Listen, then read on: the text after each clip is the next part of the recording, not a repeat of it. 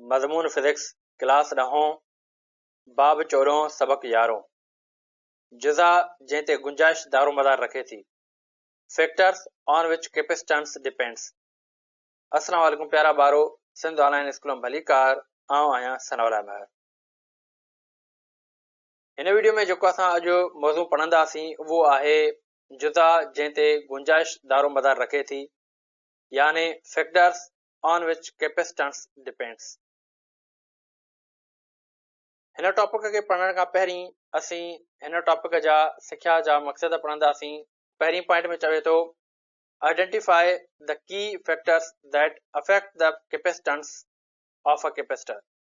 चवे थो त कहिड़ा अंसर गुंजाइश खे मुतासिर कनि था।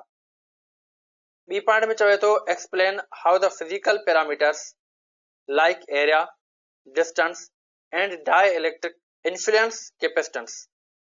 चवे थो त उहो सम्झणु त कीअं जिस्मानी खूबियूं जहिड़ो क प्लेटनि जी एराज़ी, फ़ासिलो ऐं डाई इलेक्ट्रिक गुंजाइश ते असरअंदाज़ थियनि था।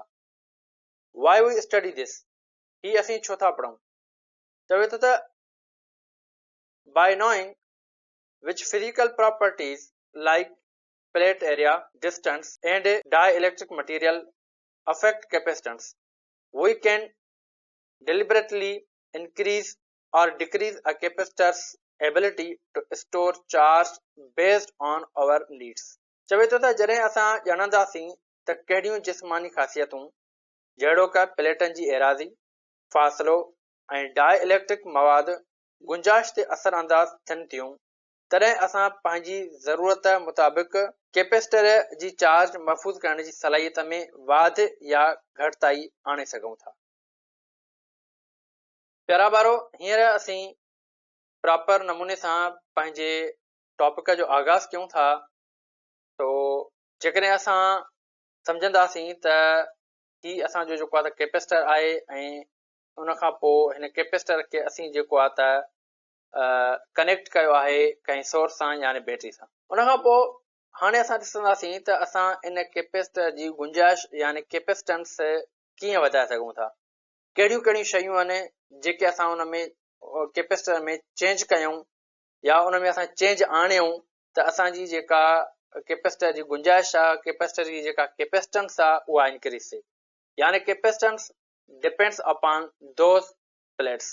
हाणे कैपेसिटर जेको आहे प्यारा वारो उहो हिन ॿिनि प्लेट्स ते डिपेंड कंदो आहे। हाणे इन जे लाइ चवे थो त सभ खां पहिरीं जेको आहे त असां जेकॾहिं इन प्लेट्स जी जेको आहे एरिया इंक्रीज़ कयूं त पोइ जेको आहे त असांजे कैपेसिटर जी जेका कैपेसिटेंस आहे, जेका एबिलिटी आहे उहा इंक्रीज़ थींदी। इन जे लाइ चवे थो capacitance increases if area of the plates increase. चवे थो त जेकॾहिं प्लेटनि जी एरिया वधाई वञे त गुंजाइश वधी वञे थी। इन मां असांखे ख़बर पइजी वई त माना कैपेसिटेंस जेका आहे उहा डायरेक्टली प्रोपोर्शनल आहे एरिया सां। हाणे ॾिसो प्यारा ॿारो, जेकॾहिं असां वटि प्लेट्स जेके आहिनि त उहे नंढियूं हूंदियूं, उहे हल्कियूं हूंदियूं, उनजी एराज़ी घटि हूंदी, तॾहिं उन प्लेट में असां जूं चार्जिस बि स्टोर घटि थी सघंदियूं। अगरि जेतिरी असां प्लेट्स जी एरिया वधाईंदासीं त ओतिरियूं असांजूं चार्जिस जेको आहे त वधीक उन में स्टोर थी सघंदियूं। हाणे जॾहिं असांजूं चार्जिस वधीक स्टोर थी सघंदियूं, इन जो मतिलबु आहे त असांजी इलेक्ट्रिकल एनर्जी उन में वधीक स्टोर थी सघे थी। जॾहिं इलेक्ट्रिकल एनर्जी असांजी वधीक स्टोर थी सघंदी, इन जो मतिलबु आहे त असांजे कैपेसिटर जी एरिया, कैपेसिटर जी जेका कैपेसिटेंस आहे उहा इंक्रीज़ थी वई। यानी असांजी जेका कैपेसिटर जी कैपेसिटेंस आहे उहा हिकु त डिपेंड करे थी एरिया ऑफ द प्लेट्स ते। यानी जेकॾहिं असां प्लेट्स इंक्रीज़ कंदासीं तॾहिं जेको आहे त असां त उन कैपेसिटर जी कैपेसिटेंस, उन जी गुंजाइश जेको आहे त असां इंक्रीज़ करे सघूं था। उन खां बाद में ॿी जेका पॉइंट आहे उहा आहे डिस्टेंस बिटवीन द प्लेट्स। हाणे इन जे लाइ चवे थो त capacitance increases if the separation distance between the plates decreases. चवे थो जेकॾहिं प्लेटनि जे विच वारो मुफ़ासिलो घटिजी वञे त गुंजाइश वधी वञे थी। हाणे ॾिसो प्यारा ॿारो, त जेकॾहिं असां हिन प्लेट्स जो जेको पाण में डिस्टेंस आहे उहो असां जेकॾहिं डिक्रीज़ कंदासीं त पोइ छा थींदो त असांजी जेका कैपेसिटेंस आहे उहा इंक्रीज़ थींदी। तो अहिड़े नमूने सां जेको आहे त हिन पॉइंट में छा थो चवे त असांजो जेको कैपेसिटर आहे उनजी जेका कैपेसिटेंस आहे कंहिं ते डिपेंड थी करे उहा डिस्टेंस बिटवीन टू प्लेट्स। त जेकॾहिं असां हिन ॿिनि प्लेट्स जे विच में जेको डिस्टेंस आहे उनखे डिक्रीज़ कंदासीं त असांजी जेका कैपेसिटेंस आहे उहा इंक्रीज़ थींदी। ठीकु आहे, ॻाल्हि सम्झ में अची वई प्यारा ॿारो। उन खां बाद में जेका असां वटि लास्ट पॉइंट आहे जंहिं ते असांजी कैपेसिटेंस जेको आहे त डिपेंड करे थी उहा आहे वरी डाई इलेक्ट्रिक कांस्टेंट, जेके असां हिते एप्सिलॉन आर सां डिनोट कयूं था। अगरि जेकॾहिं असां हिन कैपेसिटर खे ॾिसूं प्यारा ॿारो त ही जेको आहे त ॿ प्लेट्स आहिनि ऐं ॿ जेके प्लेट्स आहिनि उहे असां कनेक्ट कयूं आहिनि बैटरी सां यानी सोर्स सां। त हाणे छा थींदो, हिन ॿिनि प्लेट्स जे विच में अॻ में कुझु बि कान्हे को जस्ट वैक्यूम आहे। हाणे जॾहिं वैक्यूम आहे त उन टाइम जेको आहे त हिन ॿिनि प्लेट्स जे विच में जेका कैपेसिटेंस हूंदी उहा चेंज हूंदी। उन खां बाद में हाणे असां छा था कयूं, हाणे असां छा कयोसीं, असां हिते जेको आहे त डाई इलेक्ट्रिक यानी कोई मीडियम जेको आहे त हिते असां रखियोसीं।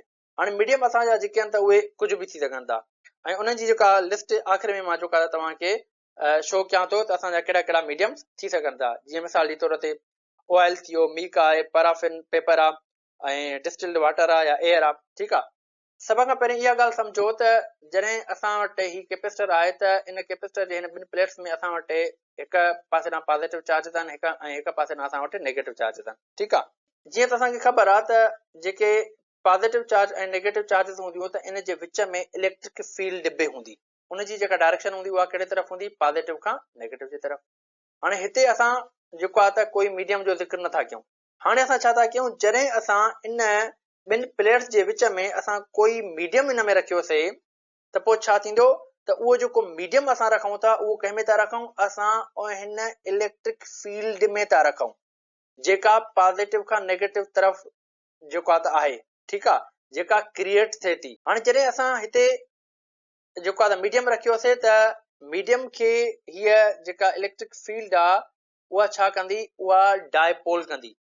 हाणे या असां ईअं खणी चऊं त इलेक्ट्रिक फील्ड जेका आहे उहा डायपोल क्रिएट कंदी। हाणे डायपोल क्रिएट छा कंदी, डायपोल असां कंहिंखे था चऊं, डाय माना ॿ, पोल माना पोल। ठीकु आहे, हाणे उहो जेको असां मीडियम ते रखियोसीं प्यारा ॿारो, उन में छा हूंदो त उन में असांजा एटम्स आहिनि। ठीकु आहे, ऐं एटम असांजो पॉज़िटिव ऐं नेगेटिव चार्जिस जी कॉम्बिनेशन हूंदो आहे यानी न्यूट्रल हूंदो आहे, हुन में पॉज़िटिव ऐं नेगेटिव चार्जिस असांजूं इक्वल हूंदियूं आहिनि। पोइ छा थींदो त उहो जेको असां मीडियम रखियोसीं, उहो जेको असां डाई इलेक्ट्रिक रखियोसीं, उहो उन में छा थींदो त उन जूं जेके नेगेटिव चार्जिस आहिनि उहे जेको आहे अट्रैक्ट थींदियूं हिन पॉज़िटिव प्लेट्स जे तरफ़, ऐं जेके उन डाई इलेक्ट्रिक जूं पॉज़िटिव चार्जिस हूंदियूं उहे अट्रैक्ट थींदियूं जेको आहे त हिन प्लेट जे नेगेटिव तरफ़। त मतिलबु छा थींदो त चार्जिस जी सेपरेशन थींदी। हाणे इनखे असां चऊं था छा त इलेक्ट्रिक फील्ड जेका आहे उहा क्रिएट कंदी छा, डायपोल। ठीकु आहे, कहिड़ी इलेक्ट्रिक फील्ड क्रिएट थी करे, जेका हिन ॿिनि मेन प्लेट्स जे विच में हुई, जेका अॻ में क्रिएट हुई कंहिंखां जॾहिं असां डाई इलेक्ट्रिक न रखियो होसीं। ठीकु आहे, जॾहिं असां ही डाई इलेक्ट्रिक रखियोसीं इन फील्ड में त पोइ इन छा कयो, इन डायपोल क्रिएट कयो। हाणे इनखे वरी असां चवंदा आहियूं इलेक्ट्रिक पोलराइज़ेशन। छा चवंदासीं, इलेक्ट्रिक पोलराइज़ेशन। ठीकु आहे, त जॾहिं असां कोई डाई इलेक्ट्रिक रखियोसीं कंहिं फील्ड में ऐं उन जूं जेके चार्जिस आहिनि उहे सेपरेट थी वियूं, यानी चयोसीं असां छा थियो, उहो इलेक्ट्रिकल पोलराइज़ थी वियो, उहो मीडियम असांजो इलेक्ट्रिकली पोलराइज़ थी वियो। उन खां बाद में प्यारा ॿारो हाणे ॾिसो त जेकॾहिं हिते असां इलेक्ट्रिक फील्ड जी ॻाल्हि कयूं त हिते असांजूं ॿिनि क़िस्मनि जूं इलेक्ट्रिक फील्ड जेको आहे त ठहनि थियूं। हिकिड़ी असांजी जेको आहे त उहा एक्सटर्नल इलेक्ट्रिक फील्ड आहे। उहा कहिड़ी आहे, उहा हिन मेन प्लेट्स जे विच वारी, जेके मां हिते जेको आहे त हिन एरो सां शो कयो आहे, ऐं हिते मां लिखियो आहे त इलेक्ट्रिक फील्ड जेका आहे उहा कहिड़ी आहे, एक्सटर्नल। कंहिंजे विच में, हिन ए ऐं बी प्लेट जे विच में जेका इलेक्ट्रिक फील्ड ठहे पई। उन खां बाद में ॿी वरी असांजी इलेक्ट्रिक फील्ड कंहिंजे विच में ठहंदी, उहे जेको असांजो जेको आहे पोलराइज़्ड मीडियम आहे यानी डाई इलेक्ट्रिक आहे, जेके असां इलेक्ट्रिकल पोलराइज़ेशन चऊं पिया। ठीकु आहे, उन खां पोइ नेक्स्ट जेका असांजी फील्ड ठहे थी प्यारा ॿारो, उहा कंहिंजे विच में ठहे थी, उहा हिन ॿिनि चार्जिस जे विच में ठहंदी, जेके असांजूं चार्जिस जेको हिन डाई इलेक्ट्रिक में मौजूदु हुयूं। यानी हिकिड़ी असांजी हिन ॿिनि प्लेट जे विच में ठहंदी इलेक्ट्रिक फील्ड, जंहिंखे असां जेको आहे एक्सटर्नल इलेक्ट्रिक फील्ड चवंदासीं, ऐं ॿी जेका असांजी इलेक्ट्रिक फील्ड ठहंदी प्यारा ॿारो, उनखे असां चवंदासीं जेको आहे त इंड्यूस्ड इलेक्ट्रिक फील्ड। उहा किथे थी ठहे, उहा वरी असांजी हिन डाई इलेक्ट्रिक में ठहे थी। ठीकु आहे, जॾहिं असां इन डाइलेक्ट्रिक खे जेको आहे त इलेक्ट्रिक फील्ड में रखियोसीं त चार्जिन जी सेपरेशन थी वई, ठीकु आहे। यानी ही जेको असांजो डाइलेक्ट्रिक आहे, जेको असांजो मीडियम आहे, उहो छा थी वियो, उहो पोलराइज थी वियो, ठीकु आहे। उन खां बाद में हाणे ॾिसो त असांखे जेकॾहिं हिते नेट इलेक्ट्रिक इंटेंसिटी खपे, जेकॾहिं हिते असांखे प्यारा ॿारो नेट जेको आहे त इलेक्ट्रिक इंटेंसिटी खपे हिन ॿिनि फील्ड्स जे विच में, ठीकु आहे, या हिन मुकमिल जेको आहे त कैपेसिटर में, त पोइ असां उहा कीअं मालूम कंदासीं? असां छा कंदासीं त एक्सटर्नल जेका इलेक्ट्रिक फील्ड आहे, या इनखे असां इलेक्ट्रिक इंटेंसिटी बि चई सघूं था, ठीकु आहे। जेतिरी असांजी इलेक्ट्रिक फील्ड हूंदी ओतिरी जेको आहे त इलेक्ट्रिक इंटेंसिटी उन में क्रिएट थींदी ॿिनि चार्जिस जे विच में, ठीकु आहे, या ॿिनि प्लेट्स जे विच में। त हीअ जेका असांजी एक्सटर्नल इलेक्ट्रिक जेका इंटेंसिटी आहे, इन मां असां माइनस कंदासीं इंड्यूस इलेक्ट्रिक इंटेंसिटी। उन खां बाद में जेका असां वटि नेट इलेक्ट्रिक इंटेंसिटी ईंदी प्यारा ॿारो, उहा असांजी छा इंक्रीज हूंदी या डिक्रीज हूंदी? जेकॾहिं असां एक्सटर्नल इलेक्ट्रिक इंटेंसिटी मां इंड्यूस इलेक्ट्रिक इंटेंसिटी डिक्रीज कयूं, यानी उन मां असां कट कयूं, उन मां माइनस कयूं, ठीकु आहे, त पोइ छा थींदो त असां वटि जेका नेट इलेक्ट्रिक इंटेंसिटी ईंदी उहा असांजी जेको आहे त वधियल हूंदी या घटिजी वेंदी? त असांजो जवाबु आहे रिड्यूस थी वेंदी, घटिजी वेंदी, डिक्रीज थींदी। हाणे उहा जेका इलेक्ट्रिक इंटेंसिटी असांजी डिक्रीज थी थिए प्यारा ॿारो, उहा केतिरी थींदी? असां सम्झी वियासीं त जेका इलेक्ट्रिक इंटेंसिटी आहे उहा असांजी डिक्रीज थिए थी, पर उहा इलेक्ट्रिक इंटेंसिटी केतिरी डिक्रीज हूंदी? उहा डिपेंड कंदी असांजे हिन मीडियम जे अमाउंट ते, ठीकु आहे। अगरि जेकॾहिं हीअ असां वटि हिकिड़ो मीडियम आहे ऐं उनजी जेका कैपेसिटेंस आहे, उनजो जेको वैल्यू आहे उहो 2 आहे, त इन जो मतिलबु छा थियो त असांजे पूरे कैपेसिटर जी जेका इंटेंसिटी आहे, ठीकु आहे, उहा असांजी 2 टाइम्स डिक्रीज थींदी। अगरि जेकॾहिं कंहिं जेको आहे त डाइलेक्ट्रिक जी जेको वैल्यू आहे उहो 10 टाइम्स आहे, त असांजी जेका इंटेंसिटी आहे उहा 10 टाइम्स जेको आहे त डिक्रीज थींदी। सो इन जे करे असां जेको आहे त हिते लिखियोसीं त electric intensity between the plates of a capacitor decrease. Electric intensity छा थींदी? उन प्लेट्स जे विच में, यानी कैपेसिटर जे प्लेट्स जे विच में छा थींदी? डिक्रीज थींदी। In the presence of dielectric by amount of epsilon r, यानी डाइलेक्ट्रिक कांस्टेंट आहे असांजो, उन डाइलेक्ट्रिक खे जेको आहे असां एप्सिलॉन आर सां जेको आहे डिनोट कंदा आहियूं, ठीकु आहे। हाणे जेतिरो उन डाइलेक्ट्रिक जो वैल्यू हूंदो ओतिरी जेको आहे असांजी इलेक्ट्रिक इंटेंसिटी जेको आहे डिक्रीज थींदी। उन खां बाद में प्यारा ॿारो ॾिसो, हाणे इलेक्ट्रिक इंटेंसिटी जॾहिं डिक्रीज थी त इन जो मतिलबु छा थियो त असांजी जेको आहे त पोटेंशियल डिफरेंस बि डिक्रीज थींदी, यानी जेतिरी इलेक्ट्रिक इंटेंसिटी वधीक ओतिरो पोटेंशियल डिफरेंस वधीक। अगरि जेकॾहिं असांजी इलेक्ट्रिक इंटेंसिटी डिक्रीज थींदी त पोटेंशियल डिफरेंस बि डिक्रीज थींदो। अगरि पोटेंशियल डिफरेंस डिक्रीज थींदो त उनजी जेका रिलेशन आहे, असां ऑलरेडी जेको आहे कैपेसिटर वारे फार्मूले पढ़ी आयासीं त C = Q/V, यानी वोल्टेज जेकॾहिं असांजी डिक्रीज थिए, यानी पोटेंशियल डिफरेंस जेकॾहिं असांजो डिक्रीज थींदो त छा थींदो? उन खां पोइ कैपेसिटेंस जेका आहे त उहा इंक्रीज थींदी।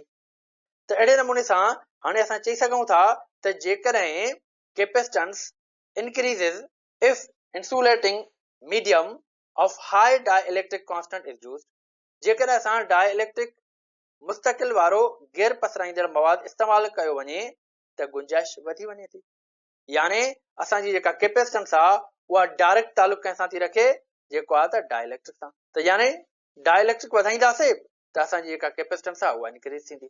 त अहिड़े नमूने सां प्यारा ॿारो हाणे असां ॾिसंदासीं त असांजा जेके डाइलेक्ट्रिक आहिनि उहे कहिड़ा कहिड़ा आहिनि जेका असां यूज़ करे सघूं था।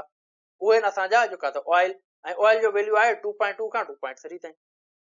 ऐं ॿियो असां वटि मीका, मीका जो जेको वैल्यू आहे उहा 5 खां 7 ताईं आहे। ऐं पैराफिन पेपर आहे, उनजो वैल्यू आहे 2 खां 2.3 ताईं।